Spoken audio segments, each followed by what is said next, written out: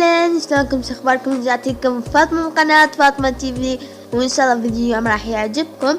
طبعا فيديو اليوم العناية بالبشرة. هواي صارت لك بالحكي ما ادري ليش. المهم يعني الفيديو شوي اليوم مختلف، ويخليك تسوين يعني بشرتك تنظفينها وتفتحينها وتعطينها اشراقة ونضارة وتخلينها صافية كلش سكيوت. المهم يلا ننتقل للفيديو بلا ما اطول عليكم. نحتاج قطعة بتيتة وقطعة خيار يكونون شوي يعني متساويات. ابشريهم بالمبشرة، بس انا مو متوفرة المبشرة لذلك قشرتهم بالمكشرة. بعدها اضغطيها بالخاشوقة حتى تطلع عصارة المزيج او عصارة الخليط مال البتيتة والخيار، وبعدها بالشوكة وبعدها بالسكينة. المهم يعني خليهم كلش ناعمات كلش. بس يعني نصيحة مني خليهم بقشورن لا تقشريهن، هذا الشي كلش يفيد بشرتك. بعد ما تسوينها كلش ناعمة، طبعا انا ما صارت وياي ناعمة للأسف لين ما عندي مبشرة، فانتي بشريها اذا عندك المبشرة. سويها كلش ناعمة وخليها بقوالب، يا اما تكون قوالب سيليكون يا اما قوالب حديدية، يا اما تجمدين على شكل قطعة وبعدين تقصين السكينة اللي يريحك. المهم تكون بالنهاية على شكل قطع متجمد. فانا راح استخدم هذا القالب، ويلا اوريكم شلون راح اخليه جوا صينية او وعاء. بعدها راح اخلي بداخل المزيج، اخليه وصفته عدل حتى يثبت وارصه هيك باصابعي، وبعدها اجمده واطلع على ايدي. طبعا انا ما جمدته على مود الفيديو لا يصير طويل علي واصوره بسرعة. وبعدها فركي على ايدك. يلا ننتقل للماسك الثاني.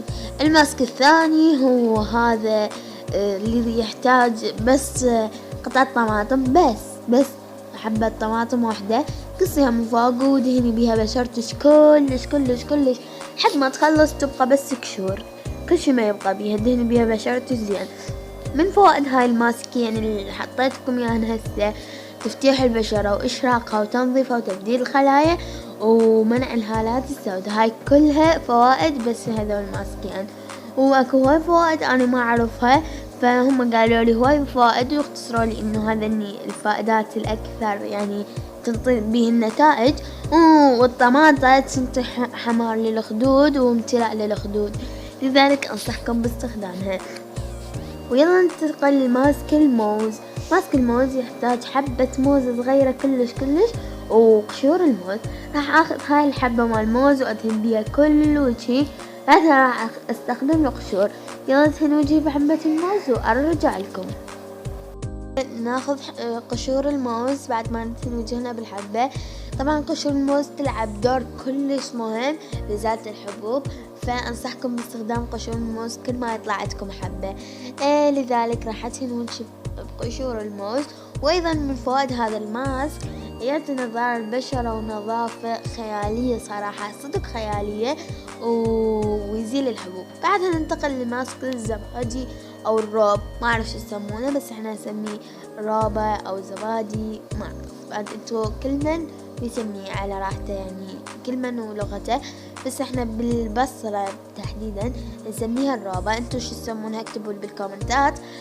طبعا هنا الروبة عندي شوية هيك تكون يعني مخلوطة جيدا لازم.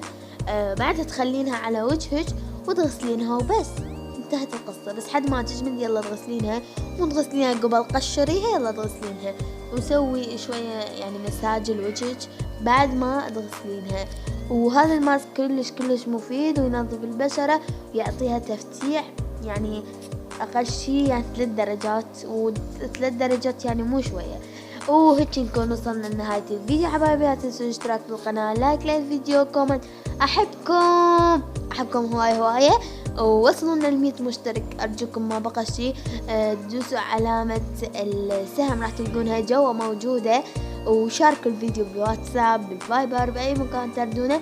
المهم شاركوا، وهيك راح يكون انه فيديو قناتي يعني شاركتوها راح يتعرف عليها اصدقائكم حتى يشتركون بالقناة. ويلا بسرعة باقصى سرعة وصلوني لل100 مشترك حتى اسوي لكم فيديوهات اكثر واكثر. مع السلامة حبايبي.